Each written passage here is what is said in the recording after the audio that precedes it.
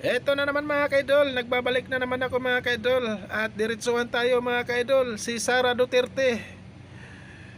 Desidido na po siyang tumakbo bilang presidente ngayong 2028 mga kaidol. Ang layo pa.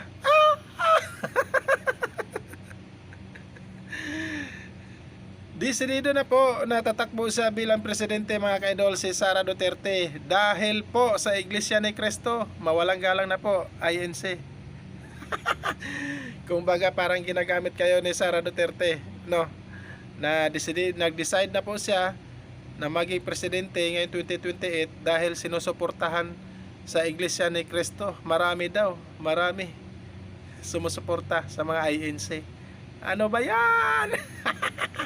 Eto mga kaidol, hindi niya alam mga kaidol na ang impeachment niya tumataas ng tumataas mga kaidol. Paano kung ituloy yung impeachment niya? Nangarap siya bilang presidente, no?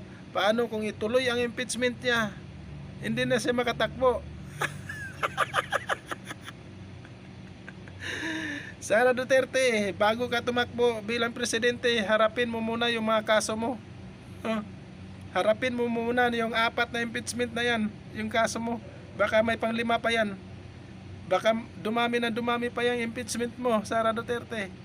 Yan po ang unahin mo, Sara Duterte, bago ka tumakbo bilang presidente, no? Kawawa ka, nangarap ka. Yan ang pangarap ng gising, nangarap ng gising, Sara Duterte, maging presidente.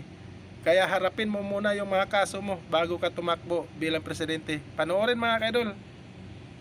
Diretsahan ng sinabi ni Vice President Sara Duterte na posible siyang tumakbo sa 2028 presidential elections. Para sa isang kaalyado ng mga Duterte, patunay ang peace rally ng Iglesia ni Cristo sa dami ng mga sumusuporta kay VP Sara. Nasa frontline ng balitang yan, si Camille Samonte. Mismong si Vice President Sara Duterte na ang nagsabi. Pupunta pa to sa Tokyo, Japan mga kaidol para makipagkita sa mga ano niya doon. Kaalyado na doon sa Tokyo, Japan si Sara Duterte. Sa mga OFW sa Tokyo, Japan. Walang direktang binanggit ang bise kung para ba sa pagkapangulo ang tatakbuhan niya. Pero matunog ang pangalan ni VP Sara para sa pinakamataas na posisyon sa 2028. Dagdag pa ng bise. May vlogger kasi siya doon mga kaidol sa Tokyo, Japan. Ayan, kaya siguro pumunta doon para may mga sumusuporta naman sa kanya mga kaidol. Hindi naman mawawala yung mga supporters ni Sara Duterte sa Japan. Meron naman, pero ilang piraso lang. Yung nauuto lang sa vlogger doon ni Sara Duterte.